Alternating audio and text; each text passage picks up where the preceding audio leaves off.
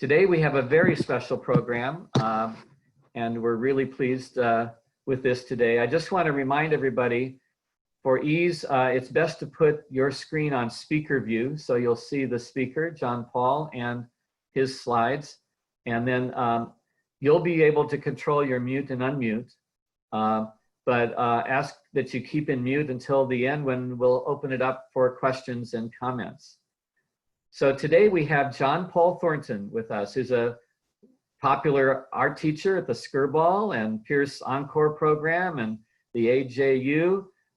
He attended Otis Parsons School of Design and CSUN, and is dedicated to uncovering how art connects all of us. His paintings have been displayed on the Lincoln Memorial Steps and the Nobel Peace Center in Oslo. He's an author, and he teaches at all those places that I mentioned and heads tours through Europe, which might be very interesting. And today's topic is art in Israel. So John Paul, welcome. Thank you. Thank you very much for having me, Joel. Thank you everyone for being here today, getting up early. You know what I'm going to do right now is start my screen share, and I'm going to begin my presentation. And when that happens, you're going to see me up in the corner. You might also see a few other fellow students, and you can adjust that so that you see either only me, or you can even adjust it so you don't see me, you just hear me speaking. And that's something you can adjust on your end. As Joel said, if you put yourself on speaker view, that'll include just me in the corner. I'm going to get started. Again, I want to thank you so much for coming. These are amazing times we're living in. And I'm so grateful that we have this technology, which is really bringing us together. Maybe it's connecting you to information and to programs that you wouldn't normally attend. And it helps us understand that we really are a society and a culture that is linked through our love of history, our love of art, our love of culture. And I am going to present to you today a beautiful overview of art that's connected to the land of Israel, or the region that has become Israel. I actually have a 90-part series, that's 2 hours each. What is that? 180 hours worth of lectures on this topic. I've fallen in love with it. It's my favorite topic, in fact. Jewish art in particular during the period of the 19th century, which we're going to take a look at. We're also going to go back into ancient times today. I'm going to move quickly. It's going to be clear, but we're going to move quickly to connect all of these beautiful artworks in the next hour and a half, which I think will go by very, very, very smoothly. And if you have any questions, we'll talk about that at the end. Some of you have been joining my lectures for many years, and perhaps you could even give these lectures. You might know them very well. But for those of you who don't, I always like to start with a question. Jewish art, is there such a thing? Well, of course, there's various articles describing this, the answer. Yes, there is a Jewish art, or is there really? Well, let's go back to some of the origins of the Israelites and their acknowledgement in history as a people. I had the great honor just a year ago to be in Cairo, and I was at the Cairo Museum, and I had a chance to see the famous Merneptah stele. Now, a stele is a stone tablet upon which laws or proclamations are made. This is known as the Israeli stele, or the victory stele of the pharaoh Merneptah. This is an Egyptian king who reigned from 1213 to 1203 before the Common Era. And when I first saw this, I was so excited because I was ready for it. I knew it was in the museum, but I was somewhat disappointed to find that it was kind of downstairs, tucked away in the shadows. I expected it to have its own room. It's one of the most important pieces of archaeology in the world. And we can translate it. It's a very long series of proclamations, really describing victories of the pharaoh. And it deals with the victory over the Libyans in particular. But the last 3 of the 28 lines shift to the land of Canaan. And again, this is the English translation. The princes are prostrate, saying, "Peace." No one is raising his head among the 9 bows. Now that Tehu, or Libya, has come to ruin, Hatti is pacified. The Canaan has been plundered into every sort of woe. Ashkelon has been overcome. Gezer has been captured. Yaam is made non-existent. Israel is laid to waste, and his seed is not. And Huru has become a widow because of Egypt. Israel is laid waste. This is the first acknowledgement of Israel. And it's not a land, it appears to describe a people. Now, archaeologists have wondered about this. Does this describe a period that we might relate to the Exodus, where Israelites are moving out of Egypt? Well, whatever the case may be, the proclamation is wrong. Israel is laid to waste and his seed is not means the people of Israel are wiped out. And either it means that their land for farming has been decimated or their children have been decimated. Well, obviously that's not the case, but it would never be common for the Egyptians to describe a defeat.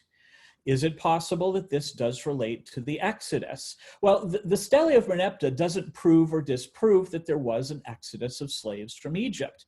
In fact, archaeologists have no real proof that the Exodus as we know it occurred the way it's depicted in the Tanakh. However, this is a great evidence that the Israelites are people and perhaps a migratory people. What we know for sure is that the Israelites do appear from the south. They emerge northward into the land of Canaan. And again, archaeologists say, well, if these people by the tens of thousands are migrating, where were their camps? Where were their latrines? Where did they use the toilet? Where did they find water? So some archaeologists would say it doesn't add up that there would have been a group of migratory people. But again, obviously there were, and they do arrive ultimately into Canaan. We can refer to the Hebrew Bible, to the Tanakh, and we're going to learn about the first Jewish art. Yes, there is such a thing as Jewish art. The first Jewish art, it makes me so excited to talk about it. It fills my heart because there's no other culture in the world that has art inspired by God, inspired by Adonai, by Hashem, given to them. It's the Hebrew people, it's the Israelites who get this inspiration, and the art is created. As Moses acquires these tablets containing the commandments, obviously there must be a safe place to keep them.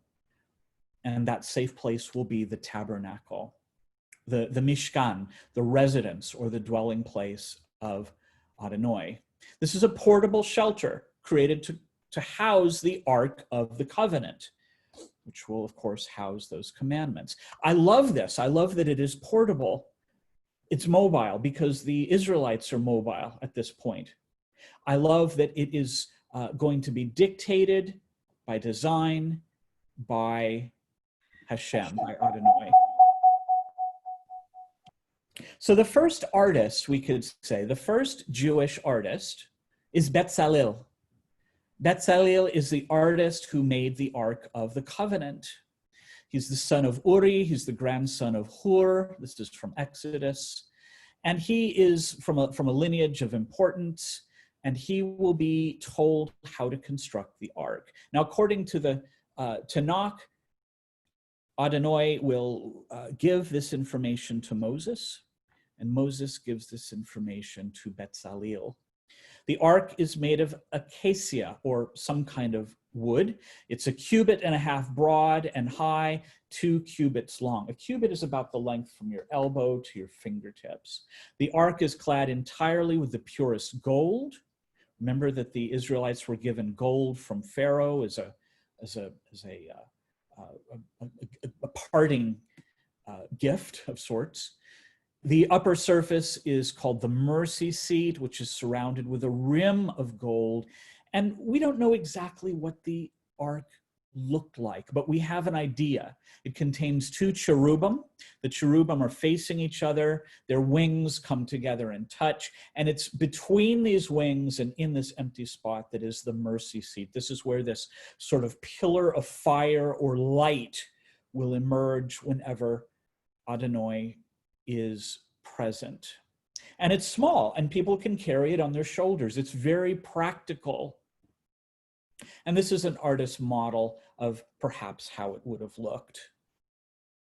Now, moving ahead, as this ark is created, there's also a large tabernacle created, which is a portable tent that can be taken down and reassembled as the Israelites move, and this tabernacle will move a number of times. And then the different Israelite people develop tribes, and these tribes number 12, and they expand throughout the land of Canaan. It's in the center of these lands that a capital will be created.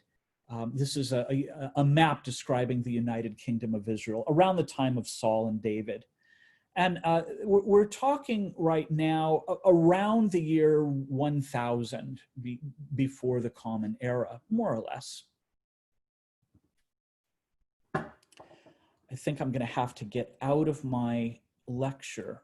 It seems that when people join, I have to stop and restart. Let me see if that's what I need. Okay, I'm going to have to do that again. Just one moment. Yeah, I guess if someone joins the meeting, Joel, I have to restart. For some reason, that's unusual. That's a new Zoom phenomenon that I've noticed in the last couple of days. There we go. Probably screen share. Yeah, there we go. Okay. All right, now, as we're moving ahead, oh, you know, it's still not working. That's interesting. Just one moment. I'm going to stop my share again. Yeah, I saw a flash that something was happening. Okay. You might still be able to advance the slides out of slideshow mode. It's true, but I don't want to do that because I want it to be as magical as possible. So I'm going to go back down to share again. And back to share.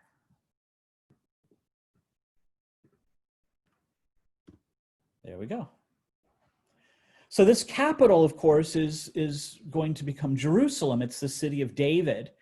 King David is going to find a city that is controlled by a Canaanite tribe called the Jebusites. And he will conquer this city peaceably.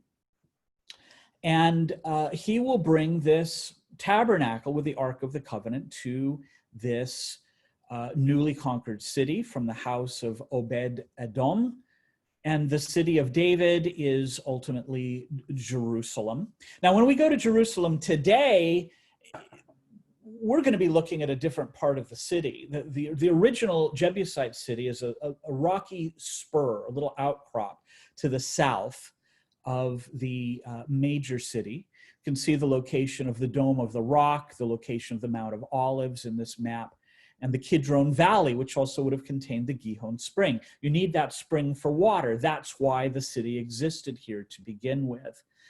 And he's going to hope that there will be a permanent place for this tabernacle. This temple that will be built will be created by his son, Solomon.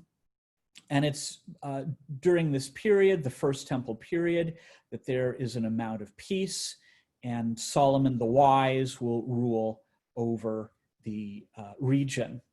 Now, it's the Babylonians that will come in 586 that will disperse the people of Jerusalem, burn Jerusalem to the ground, and that Babylonian exile will lead to the disbursement of the Jewish people. But they are going to be allowed to come back, and they are going to be allowed to rebuild the temple thanks to the Edict of Cyrus. And as they rebuild this temple, it will contain all of the elements that the additional tabernacle had. A laver with which bathing can be made, a beautiful altar for burnt offerings, a large menorah, a showbread for the 12 tribes to have breads as a honoring sacrifice to Adonai, as well as a censer, an incense case. And as the second temple is constructed, of course, it will stand between 516. It will be destroyed in the year 70 in the Common Era. But before it's destroyed, it's Herod who is going to expand upon this temple. He's going to make it much larger. He's going to build a large buttress foundation in order to bulk up this architectural structure. And this Temple Mount region, of course, becomes the showpiece of the region. It's also during this period, we're talking from around 50 before the Common Era up through the year 70 in the Common Era, when the temple is destroyed, that Rome is in charge of this region. Today we can visit Jerusalem, and we're very familiar with what this Temple Mount looks like. The temple created by Solomon, of course, is gone. In its place, we see the Golden Dome of the Rock, which is the first Islamic architecture, which is created in the 6th century into the 7th century. The Al-Aqsa Mosque, located in the foreground in the center with its smaller grayish dome, is on the location of a larger entranceway that Herod had constructed. And right above that little blue dome in the center, that's the location of that open plaza, which is the remaining buttress wall. That's the Western Wall. Of course, it's remaining because as the Jewish-Roman wars evolve, the temple is destroyed on the 9th of Av in the year 70. This is a very important day, obviously, one of the most important days in history, because it leads to the great exodus of the Jewish people. The world is ultimately benefited by this spreading of the Jewish people and the spreading of Torah. This is a 19th century painting by the British artist David Roberts, imagining what that destruction of the temple would have looked like as the siege from Rome unfolds. Well, when Rome arrives in Jerusalem, they level the city, and they level the Temple Mount with the exception of that buttress wall. Hakotel. Let's go back to the field of archaeology for a moment as we're developing our foundation. We go to the Hakotel Hammurabi. I'm sure that most of you have been here. If you have not, of course, it is so well known. The last remaining wall. Why does it remain? Because Rome decreed, let's keep part of the wall standing to impress people in the future about the size of the temple that we destroyed. They also kept up 2 of 3 towers that were used for military purposes. Not quite certain which towers those were, but they're probably connected to the Tower of David complex today. So again, this is not the temple that was left, but a buttress wall. It's the closest we can get. If we go underground, in fact, we can travel closer and closer to that golden dome, which is the location of Solomon's temple. Well, again, you all know this, and you may just take this for granted if you do. I think about this every day still with great wonder. The wall is astounding, and it doubles when we go underground. It's as great a feat of engineering as the temples of Giza, the pyramids in many ways. What happens after the year 70 is that the Jewish people do survive, they do live, and they move and migrate, most importantly, north to the region around Galilee. And as they do, they begin to develop synagogues. They no longer have access to the temple. Whether during the Babylonian exile or during this period after the Jewish-Roman wars, the Jewish people have to get on without a temple. The temple had become the center of their worship via the Ark of the Covenant and the tabernacle. But without that temple, can the Jewish people continue to pray? Well, yes. The Jewish people developed new philosophies, new interpretations of how this prayer can be conducted. And the synagogues around Galilee are some of the greatest examples of this ongoing cultural challenge and solution. Let's go to Sephori or Sepphoris in Galilee. I had a chance to be here just a few months ago. It was in December that I took my last trip. I was able to host a group of about 30 guests to go to Israel. And we had a beautiful day looking over some of the existing mosaics that had been constructed in this town. Now, the history of Sepphoris is very long. There had been a culture living here 8,000 before the Common Era. Jewish communities had moved in and had existed in the centuries before the arrival of the Romans. And there was an existing Roman community that was going to have control of this city even as the Jewish people were moving in after the destruction of the temple. So it is a Romanized city that did contain synagogues. It would have also contained pagan temples, and later on it would even contain Christian churches as the region becomes Christianized.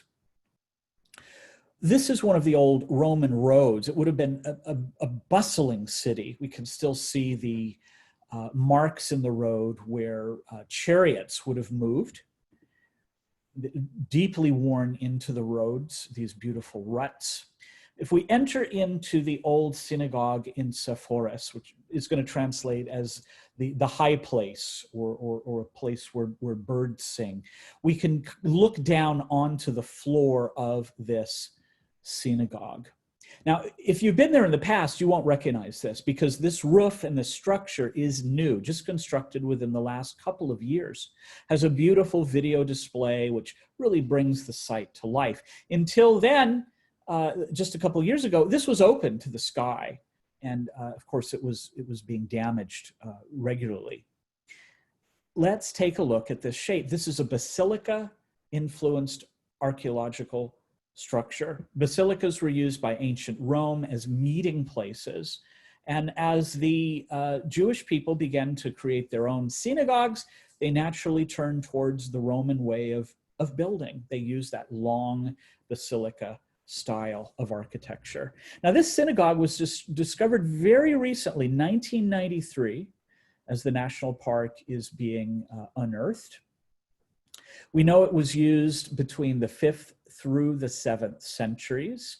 Other synagogues were active in the city during this time and in this region, and some, in fact, are even mentioned in rabbinic literature. But the most beautiful component of this structure is the mosaic floor.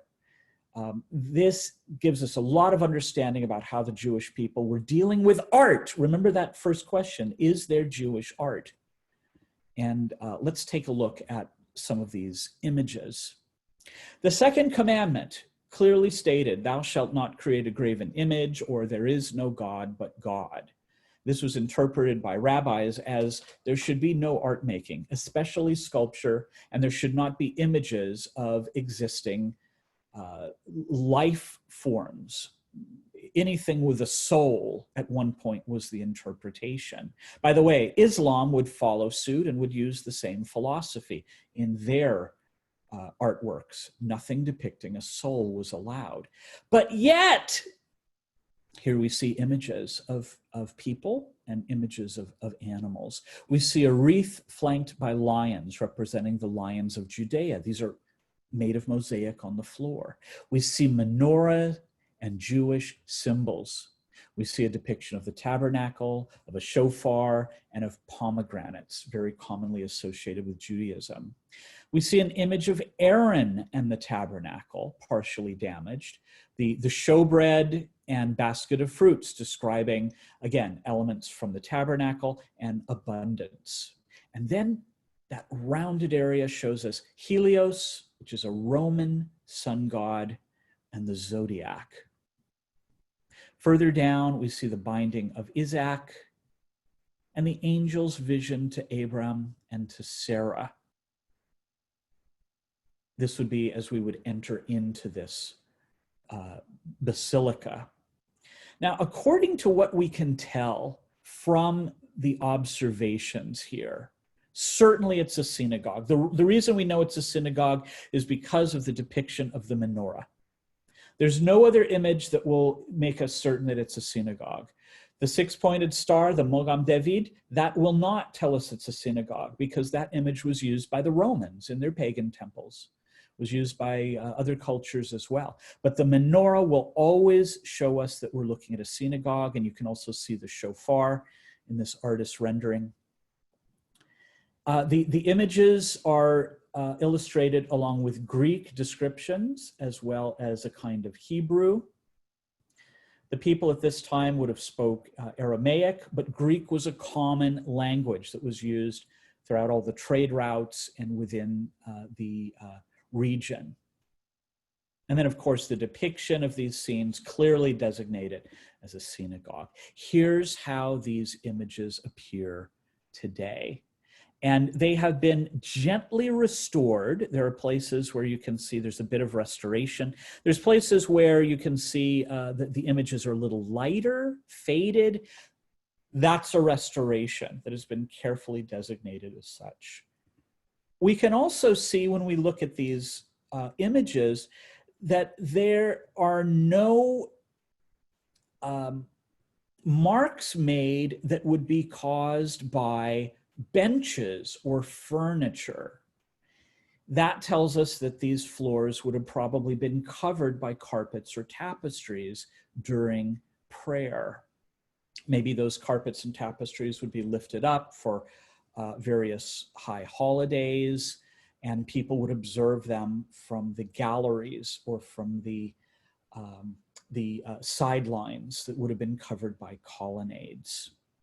This is exactly the way the Romans would have created their imagery. The Jewish people are simply mimicking that artistic medium, and they're mimicking the style. And this causes archaeologists to wonder why.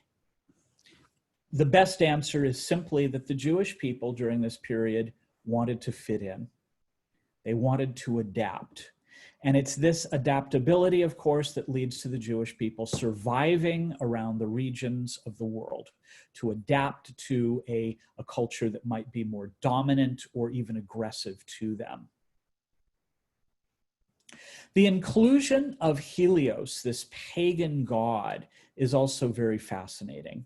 And I've been told by some very reputable Jewish scholars, including Ofra Dor, who many of you may know, that perhaps Helios is a little sly reference to the image of a returned Hebrew prophet rather than the Roman god that it appears to represent. Here, look, here's the showbread with the 12 pieces of bread, matzah, that would represent the tribes.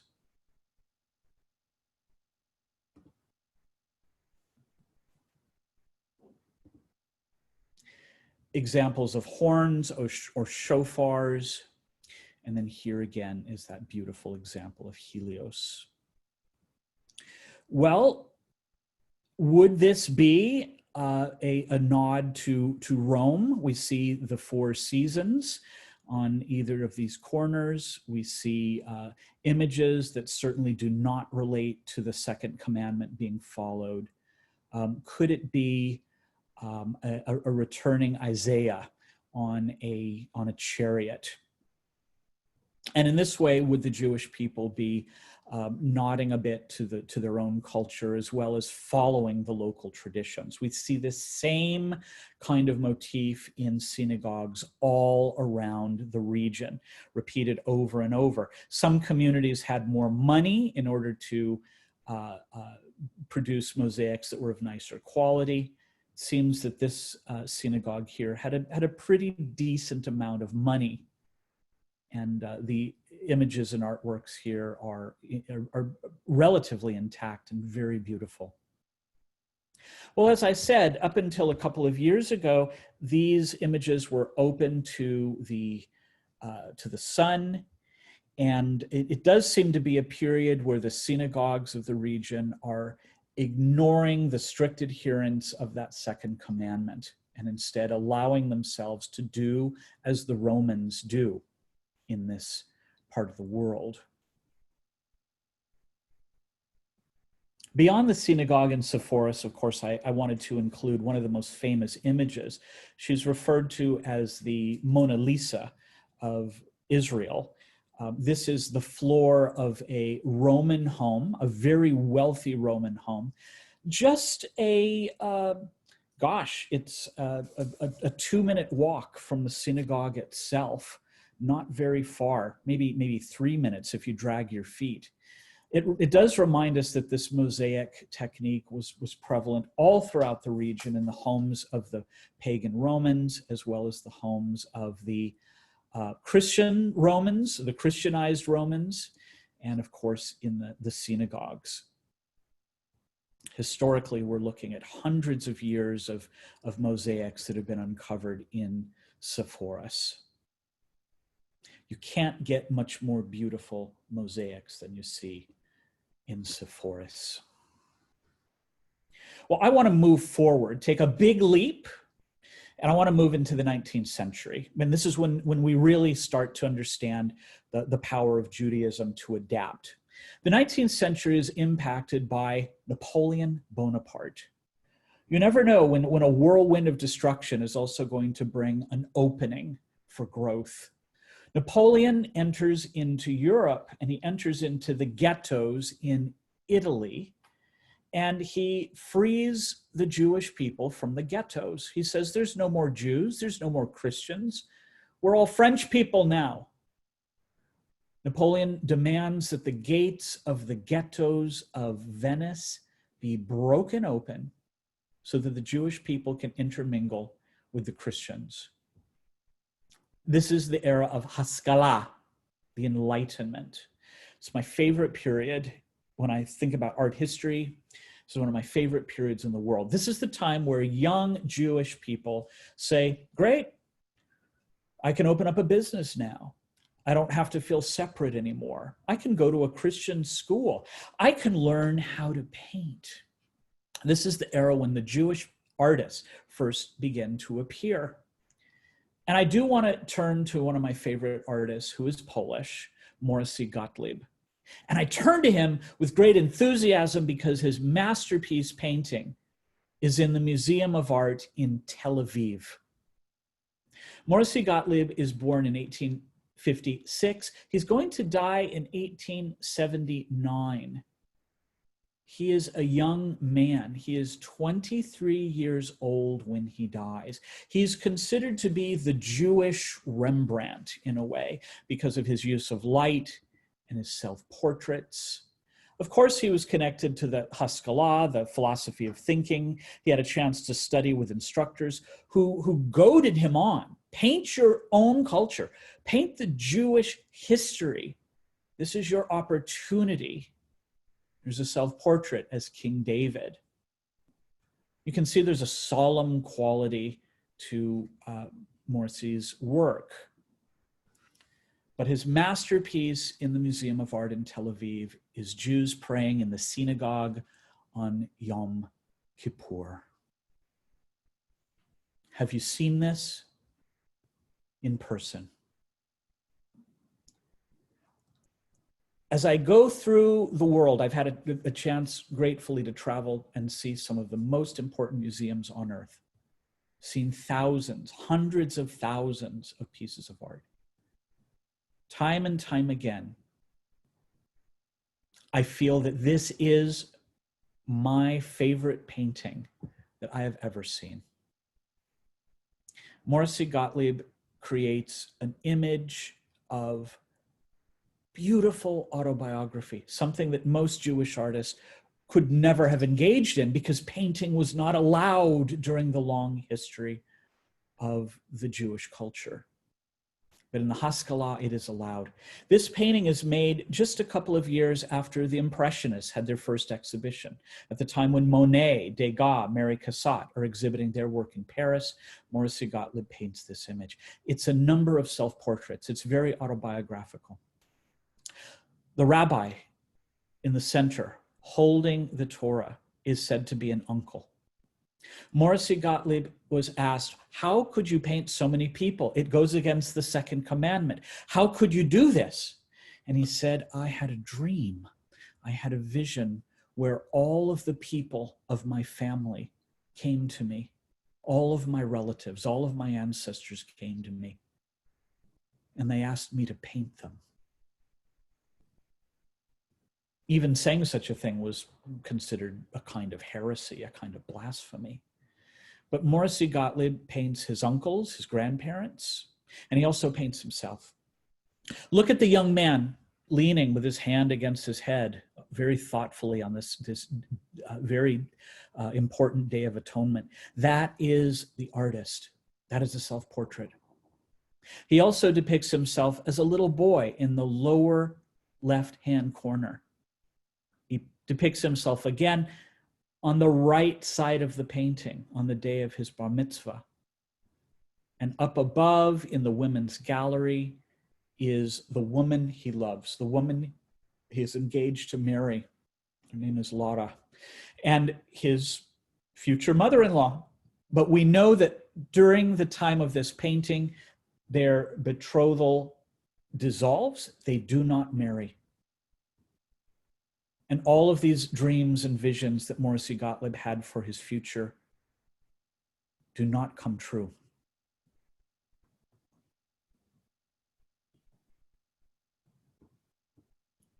To paint a person in the Jewish tradition was not allowable until the Haskalah. Christian artists had been doing it for centuries. In the 19th century, finally, the Jewish community creates a precious handful, just a few dozen Jewish painters. And this is how the tradition of Jewish painting really begins. Here he is. This is a depiction of the artist as himself, as a little boy. A depiction of himself on the day of his bar mitzvah with his father. And a depiction of himself at the time he painted the image, at the time his relationship was blooming and then finally fading with this love of his life. And then grandfathers, uncles. No one had ever painted a painting like this. And even today, very few artists have.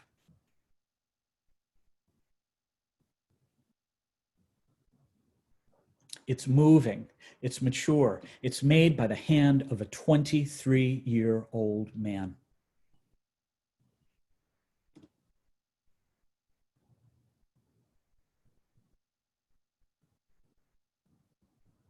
This painting could stand side by side with a Rembrandt any day. How did he die so young? It's said that he died of a broken heart. He stopped eating. He missed his true love. And strangely and prophetically and even arrogantly, he inscribed on the Torah scroll, this dedicated in the memory of Rabbi Morrissey Gottlieb. Well, of course, Morrissey was not a rabbi. was very arrogant to even write such a thing. Maybe he hoped to be one day. But the fact that it is in memory of is kind of a haunting prophetic vision of this artist's premature death. The figures are life-size. This is in the Museum of Art in Tel Aviv. I'm going to go out on a limb again and say this is my favorite painting in the world.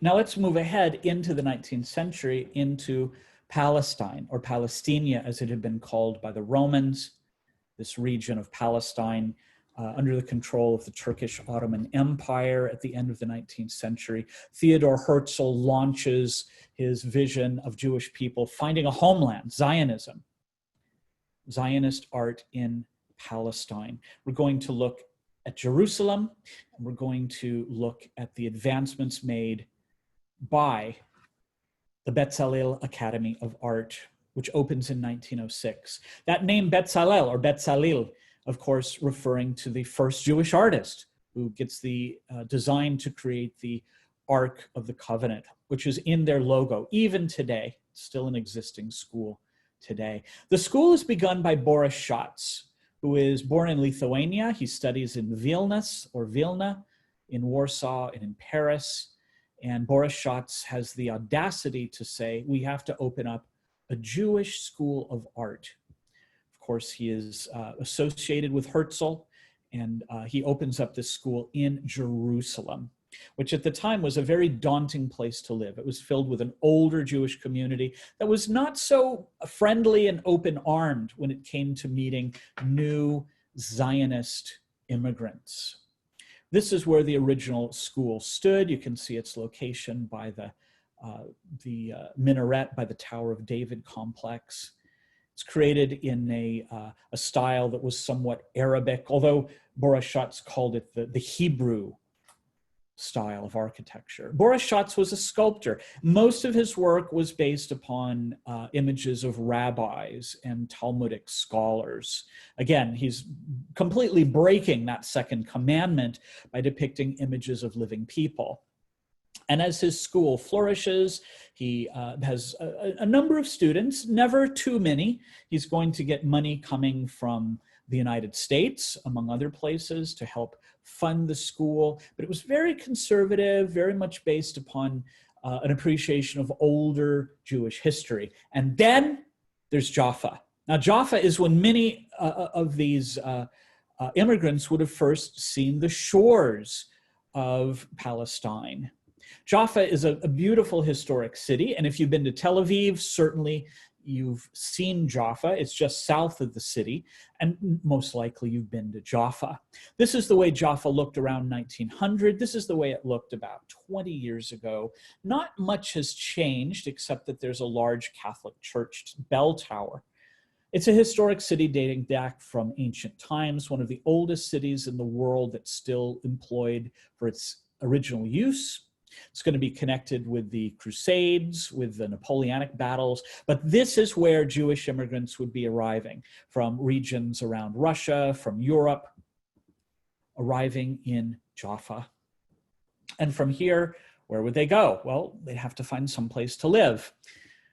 On April 11th, 1909, Tel Aviv is born. This is the photograph describing immigrants drawing lots out of a little bucket. And depending on the lot they drew, that would describe the land that they would begin to build homes on. 1909, this is Tel Aviv. This beautiful hill of springtime, this hill of rejuvenation, which will be the first Jewish city. The Hebrew language is being reinstated at this time in schools. And the existing Arabic community that had been there during the last few centuries, since Islam had conquered the region, is selling off a lot of this land to the Zionists for very low prices. It was considered land that was worthless, but within just a few months and years, Tel Aviv begins to grow. Wells are created, streets are paved. And with this comes modern impulses. I love this period. It's one of my favorite periods in all of history. And again, I wandered through the streets of Jaffa just in December, breathless, talking over our guides, pointing out things that our guide was walking past. I was so excited to be here.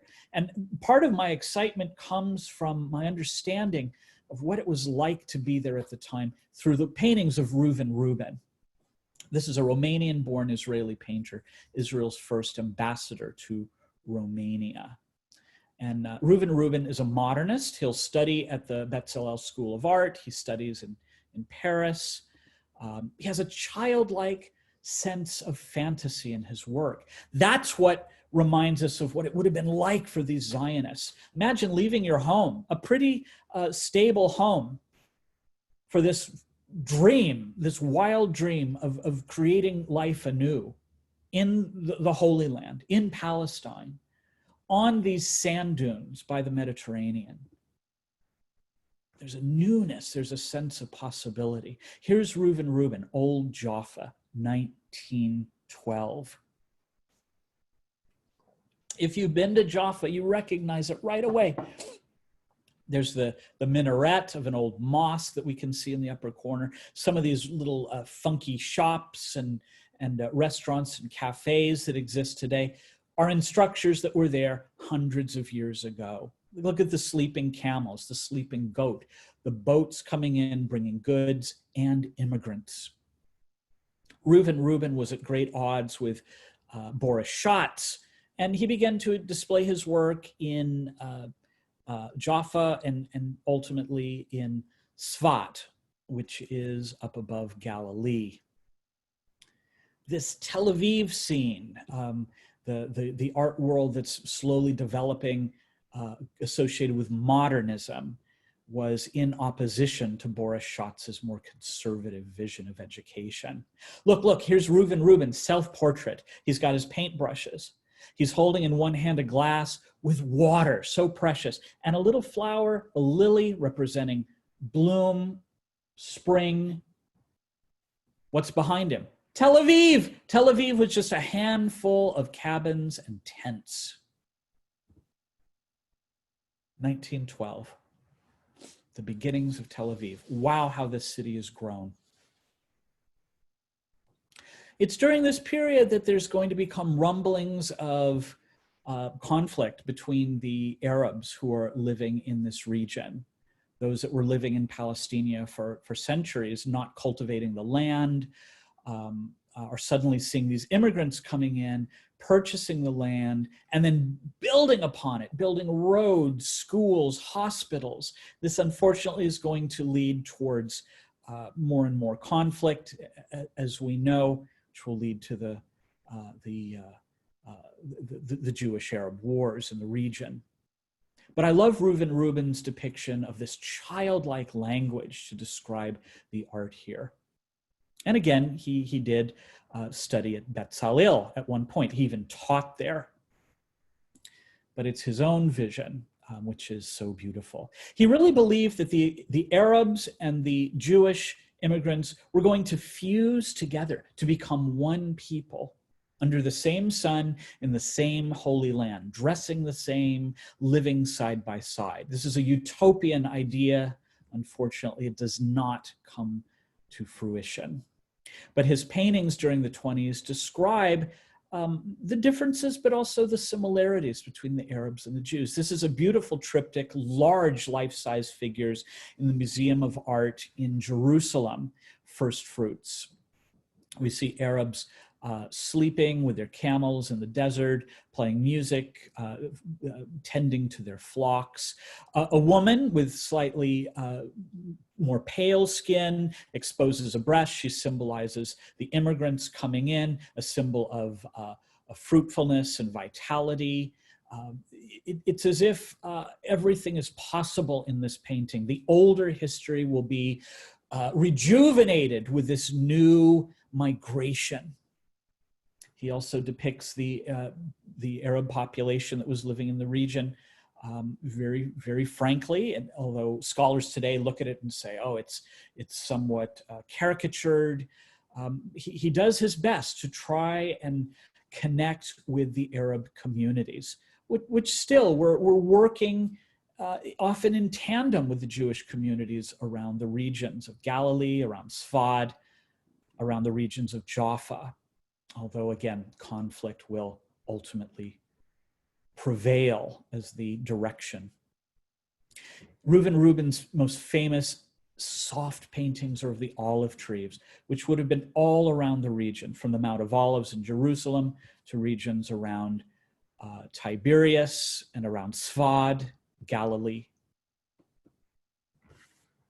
This agricultural society, very picturesque, very beautiful, enjoyed by the Arabs and appreciated and also taken up by the Zionists.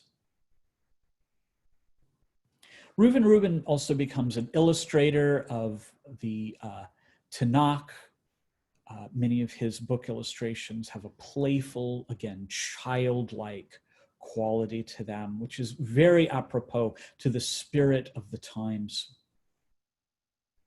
Now, while much of his work is being done outside of Jerusalem, Jerusalem still attracts artists with a very kind of serious mindset. This is the Western Wall in Jerusalem, the Hakotel from 1920, still trapped within a very narrow alleyway.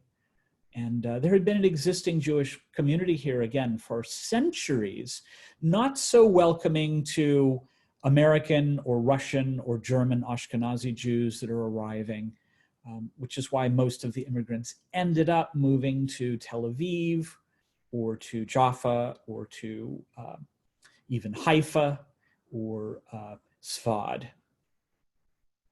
Boris Schott loved it. This is why the Betzel Academy was here. Boris Schatz loved Jerusalem because of its serious, heavy, historic nature. We turn to another great Jewish artist who worked with him. This is Anna Tycho.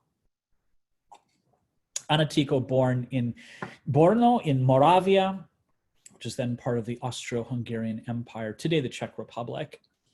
She's from a wealthy family. She will study at the Betzel Academy. And she becomes fascinated with the old city of Jerusalem. Her most famous works describe the rooftops of the city, the olive groves around the city, as well as the beautiful faces of the older Jews, as well as the Arabic community that shared the streets.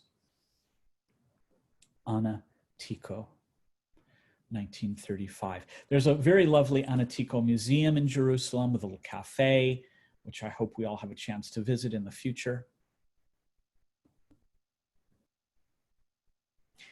The work being created in Jerusalem at this time is black and white primarily, mostly dark. This is because they're German teachers teaching at Betzel during this time. They inspire their students to turn to woodblock printing, to etchings, engravings, and pen and ink.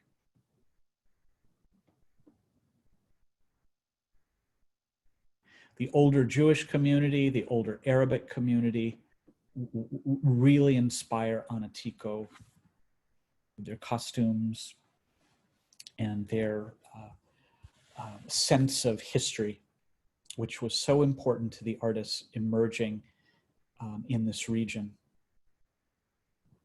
A real sense of connecting to roots.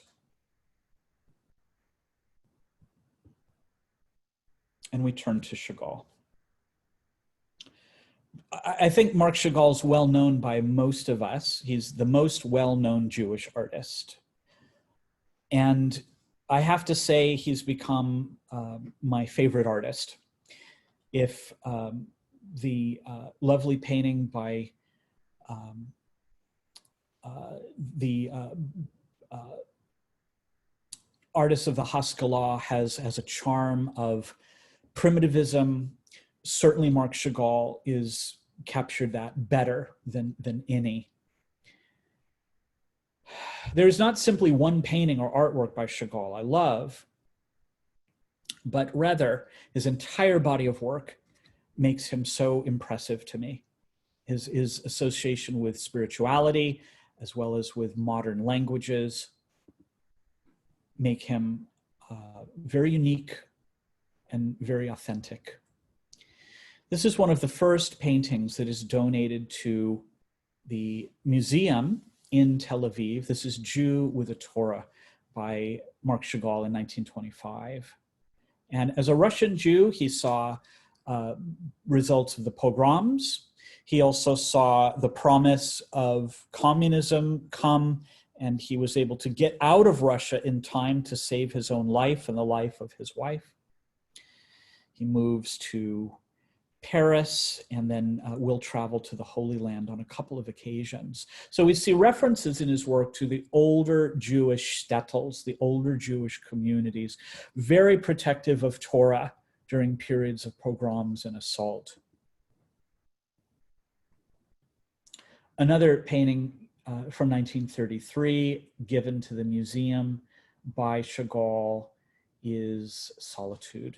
This is a large painting. Certainly it describes the rumblings of the beginnings of fascism and kind of a prophecy of what is waiting for the Jewish people of Europe. Sometimes in Chagall's work, we see church towers with crosses. This seems very strange. But the church towers, of course, describe those Russian Orthodox domes that were in Vitebsk, all around the Jewish shtetl. So he often turns to them in his work. Here we see a rabbinic scholar, a Talmudic scholar, holding a ark of the Torah, or holding the Torah itself. And there is a beautiful sadness to this, just a solemnness to this. Dark clouds are emerging. There is an angel flying above. It seems that as the angel moves, the angel still exists in blue skies. But the darkness is pervasive. And the goat represents home. It represents tradition for Chagall. There's a very sad tune being played on a violin to go with the sad body language of this rabbi or keeper of the Torah. And of course, Marc Chagall himself will ultimately have to flee France in order to avoid being put into a concentration camp. He was labeled by Hitler a degenerate artist. His work was put on display to mock it, to mock not only modernism, but the Jewish people. While we are in Jerusalem, we must turn to some of the most beautiful artworks made by Chagall. A crown offered to the Jewish queen, as he said, with jewels of translucent fire. Perhaps you can anticipate that we're going to the Hadassah Medical Center outside of Jerusalem.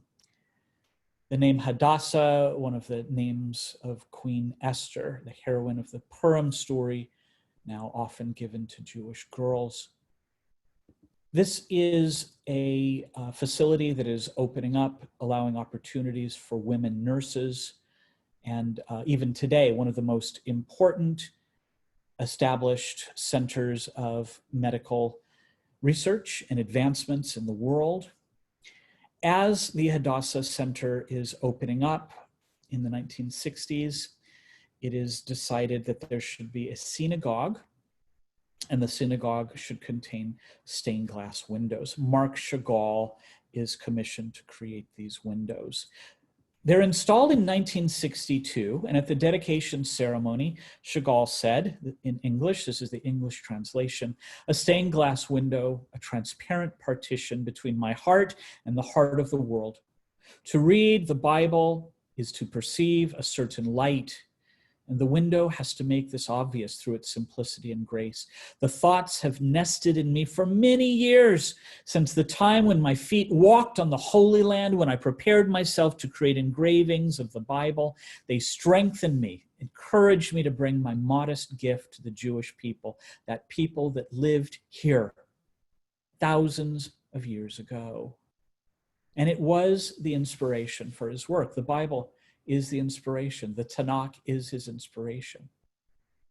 He chooses as his theme the 12 tribes of Israel, particularly Jacob's blessings of the 12 sons that are associated with these tribes. And each color will have a specific connection to symbolism of these blessings. Chagall did not work alone. He had an assistant, a French artist named Charles Marc. They worked on the project for 2 years, which is a really short time, in fact. And they created a special process to apply glass in different layers. And this is what allowed Chagall to, in essence, paint onto the glass. Chagall wrote, "At the time I was working, I felt my mother and father looking over my shoulder. And behind them were Jews, millions of other vanished Jews of yesterday, of 1,000 years ago." 1962. This is the last great piece of art in Israel that will reference the Bible so closely. And I want to remind you, in 1962, what was happening in America? We had Andy Warhol making soup can art. To put it in perspective, Chagall was doing something remarkable. He was acknowledging religion in a world that was slowly, and more rapidly becoming secular. From the exterior, of course, the windows appear very dark during daylight hours. As we go down into the synagogue itself, thanks to the sunlight, the windows come to life.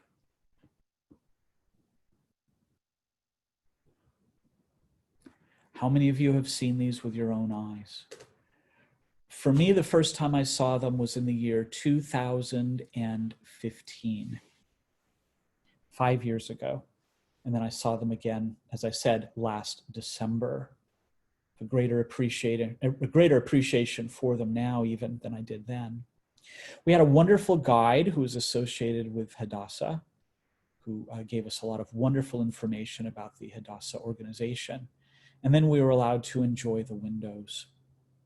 There are 12 of them, of course, and I have a full 2-hour lecture dedicated to this room and these pieces, including some of the text created by Chagall and text that's created by historians that references the Tanakh and the symbolism. But I do want to focus today on 2 of these beautiful windows so that we can get closer.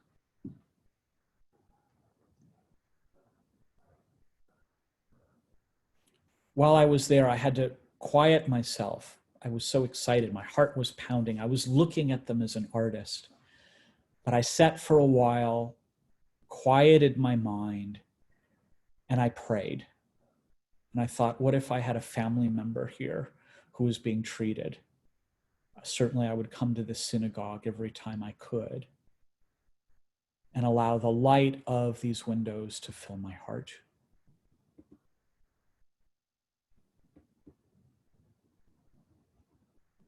Let's look at 2 of these beautiful windows up close.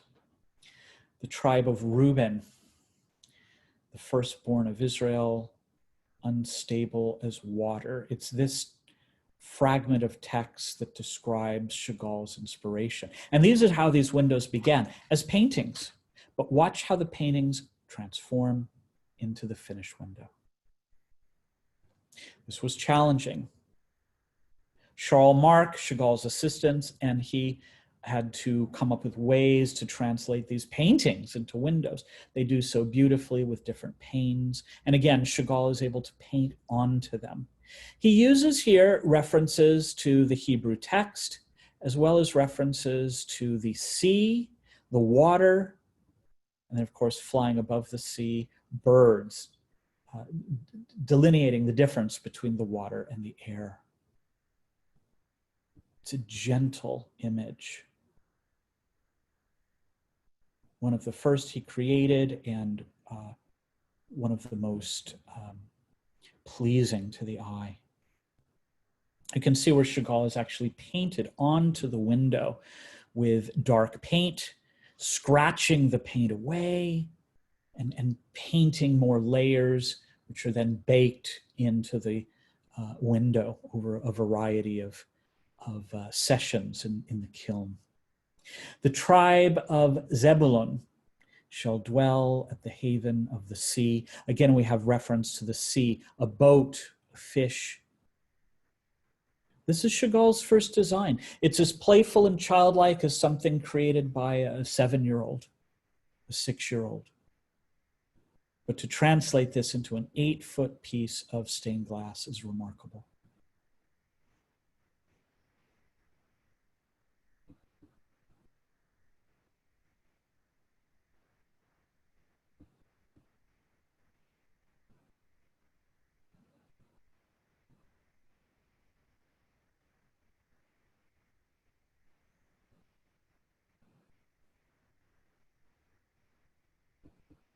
In the 1960s, it was not fashionable to create art based upon religion. And it's frankly not fashionable today.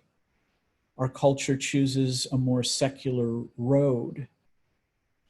Does that mean that the sacred is no longer valid? I believe the sacred is fiercely needed. You know, I never had a bad situation with religion in my life. I meet grown-ups who had a bad experience with church, or they were overly exposed to religion and they've rejected it. I've never been that person. For me, it fills me. I have a compartment in my soul that it fills. But the contemporary art that comes out of Israel in the 20th century, often very secular, fills me as well. Let's look at Leah Nikel, a female Ukrainian Israeli artist who's become very popular in the last few years in the art market. Leah Nikel is an abstractionist. 1965, just 3 years after the creation of Chagall's windows at Hadassah. Large, bold, freeing. That's what these paintings are about. They're about freedom itself. And as the art world opened up to more female painters in the 20th century, more and more female artists began to have gallery exhibitions in the 1960s and into the 1970s. There became more of a connection to what was happening on the international scene. In the 60s and into the 70s, into the 80s, Israel becomes connected to international visions and becomes a center of international creation, as well as drawing artists internationally. Jewish artists, Christian artists, Hindu artists, Buddhist artists, Muslim artists. I want to turn to an artist with a great international vision, our last artist of the day, Agam. A Hebrew artist, came from an Orthodox family who lived not too far outside of Jaffa, born in 1928. I would say he's the most important living Jewish artist. He's a genius. I think when he passes away, the art world will fall over itself, acknowledging him in ways even far beyond what they've done to acknowledge him now.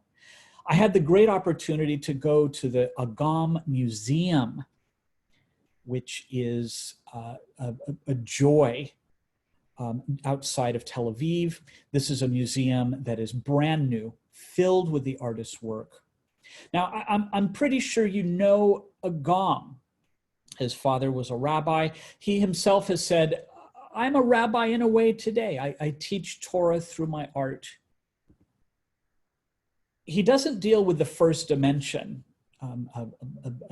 a dot, or the second dimension, a line, or the third dimension, the depiction of a cube. He deals with the fourth dimension, which is time and movement.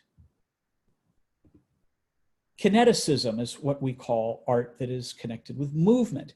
And he does produce sculptures that move, or artworks that move. But his most exciting artworks ask us to move, to shift, to walk a foot or two this way or that way. And as we move, his art moves too. I'm so happy that we had a private VIP opening of this museum for my group back in December.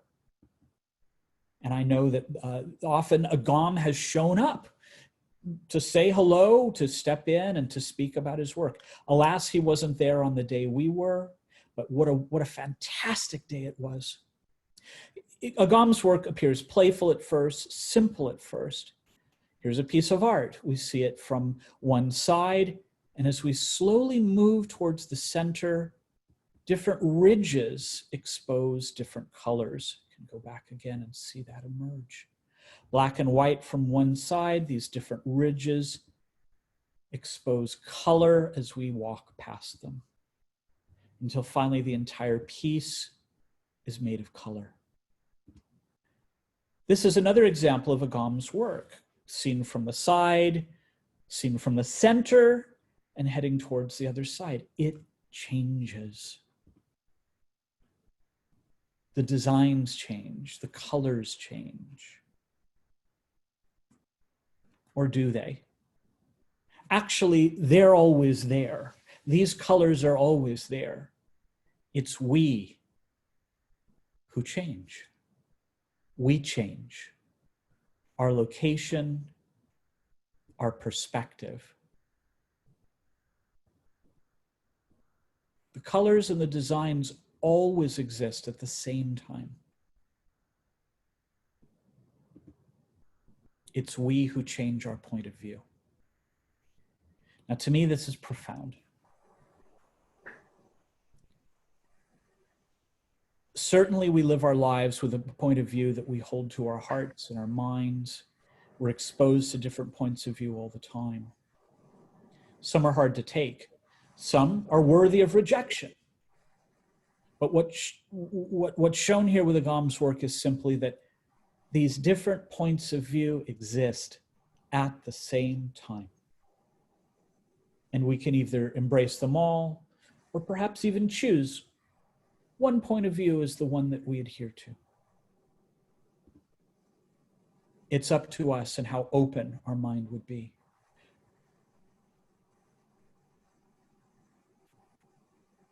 So from one point of view, we see a circle. As we shift a few inches towards our right, we see new colors emerge, finally squares, and finally an image made up entirely of squares that all exist at the same time.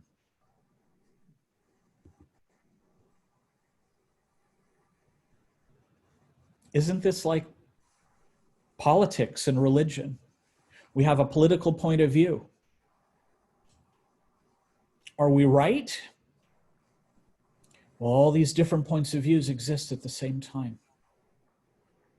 There's other people with other points of views. What about a religious point of view? A point of view that helps us understand the world, the ecology of the world, the scientific nature of the universe. This is a very important contribution to art. I had a chance to visit a very good friend who's a rabbi a few months ago, before the pandemic broke out. She had just come out of the hospital, and she reminded me that she had an Agam original. And in fact, her family had purchased Agam and had met Agam. Agam had come to their home in Sino and had installed the painting for them on their wall. They had photographs of him visiting. But she said, "Oh, you're talking about Agam. You've got to see this piece. You've got to see this piece. It is the Mogam David. It is the six-pointed star, the shield of David, the seal of Solomon. But as you move gently, just 1 inch to the other, side by side, the image shifts. It transforms.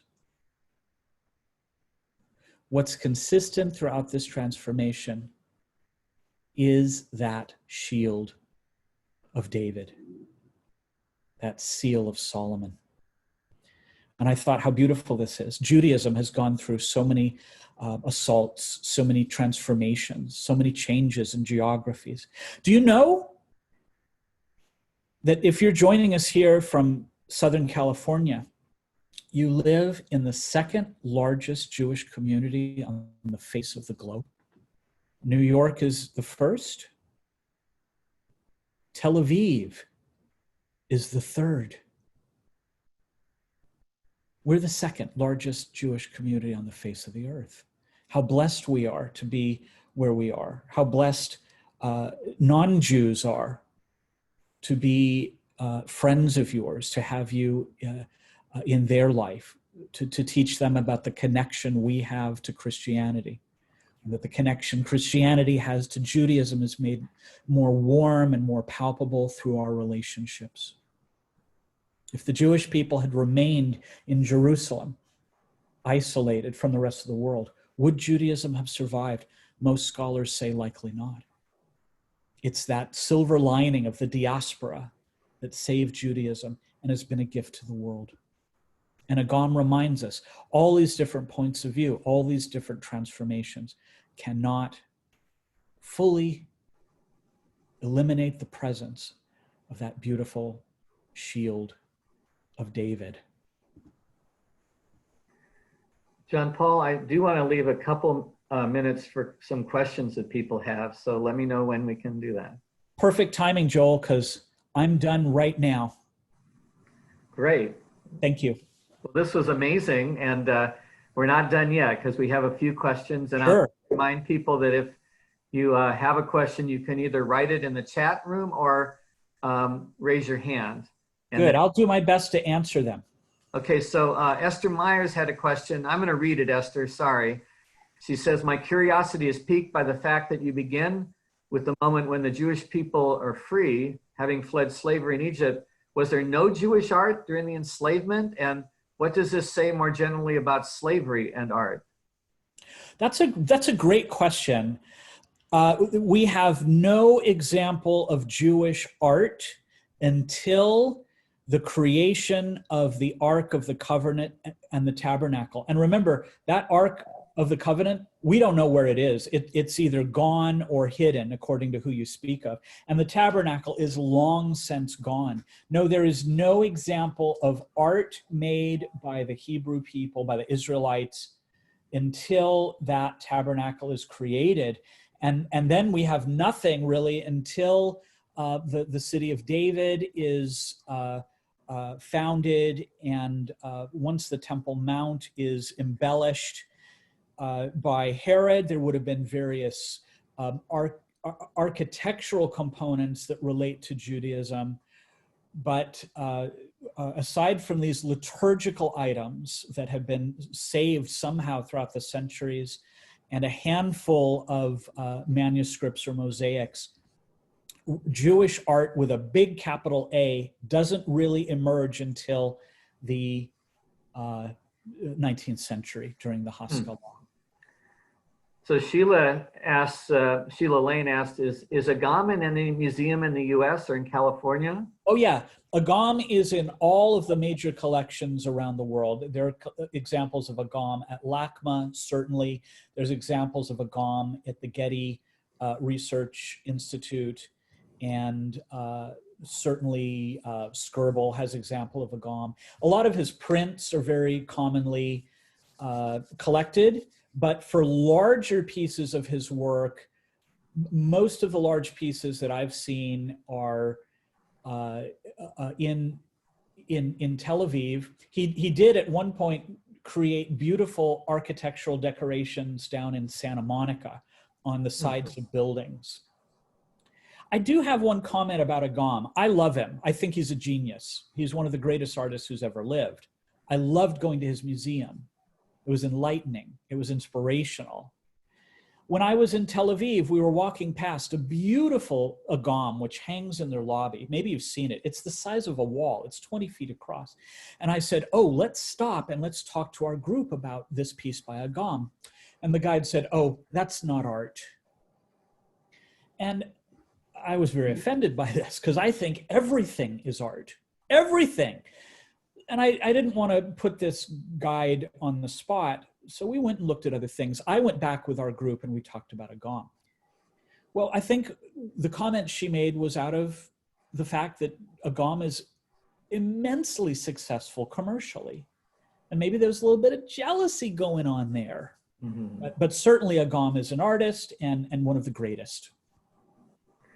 So at some point, did the rabbis remove the proscription of art and images from the second commandment? Was there some proclamation? No, there's been no proclamation. And I love this discussion because it's always filled with new slivers of information for me. For instance, there are beautiful synagogues that are created in Venice in the 17th century. Maybe you've been there to the Jewish ghetto in Venice. It was the first ghetto in Europe. That's a whole other lecture. But the Jews were not allowed to build their own bimas. The Jews were not allowed to construct their own synagogues in the 17th century. Why? Because they did not belong to the guilds. Jews were not allowed in the woodworking guilds. So the Jewish communities would have had to humbly approach a Christian architect and say, we'd like a synagogue, please. Here's money. Can you build it for us? Oh, can you design the bima too? Can you do the ceilings and the pews? And Christians would have done that work. There are also beautiful manuscripts created. There are Haggadahs that are illustrated with artworks that were probably made by Christian scribes. It was not considered correct for a Jewish scribe to begin creating images in an illustrated Haggadah because of this idea of the second commandment. Of course, they could write the text in Hebrew, and they could do certain decorations and filigree in the columns, in the borders, but illustrations would have had to be done by Christians, most likely. That's what we believe. It's in the 19th century when Napoleon shows up and says, there's no more separation between Jews and Christians. You're all Frenchmen now. Get over it. And the Jewish people would have thought, well, now what do? We felt pretty safe in our ghetto. Yeah, we were restricted, but it was safe. Now what do we do? And the young kids, it's always the young kids, would have said, hey, Dad, I want to be an artist. Yeah, my friend across the street, Michael, he's an artist. I want to go to art school, Dad. And in the 19th century, this would have been crazy. It would have been unheard of. I can only imagine the rabbis who would have tried to dissuade young Jewish artists from becoming painters and breaking that second commandment. We don't have a record of a rabbi saying, don't worry about that second commandment. We just have records of various artists saying, I'm going to be an artist. And families kind of, gulping and saying, okay. For instance, Chaim Soutine, 19th century artist, was beaten into a coma by his own Jewish neighbors because Soutine dared to make a portrait of their father, who was an Orthodox rabbi. Okay. So I know this is a talk on art in Israel, but was there other Jewish art in other parts of the diaspora? Yes. Persian, Babylonian, whatever? Yes.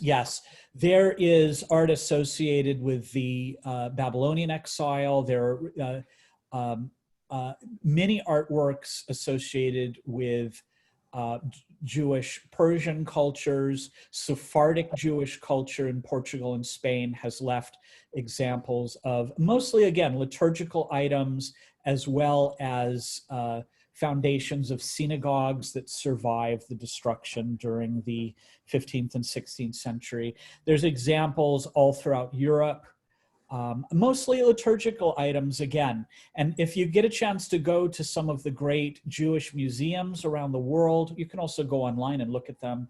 For instance, the Doheny Synagogue in Budapest has a great international collection. The Skirball Cultural Center has a great international collection of artworks, mostly liturgical, most often menorahs, Torah scrolls and finials, spice boxes, but also manuscripts and ketubas and paper cuts that have been preserved throughout the centuries.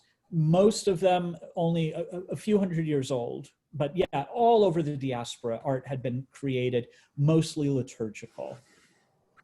Fantastic. Well, we are just about out of time. And on behalf of our whole Hazak community, we've got about 83 people on right now. Wow, great. We're giving you a standing ovation. Thank you. And Thank you. hopefully we can invite you back sometime in the future. I would love to come back anytime. Like I said, I have many wonderful lectures about Jewish art. If you love art, I hope you enjoyed this. If you don't like art so much, I hope it connected to your own life, and I hope it opened up your own horizons. I'm grateful for being asked today. Thank you so much. Well, thank you very, very much.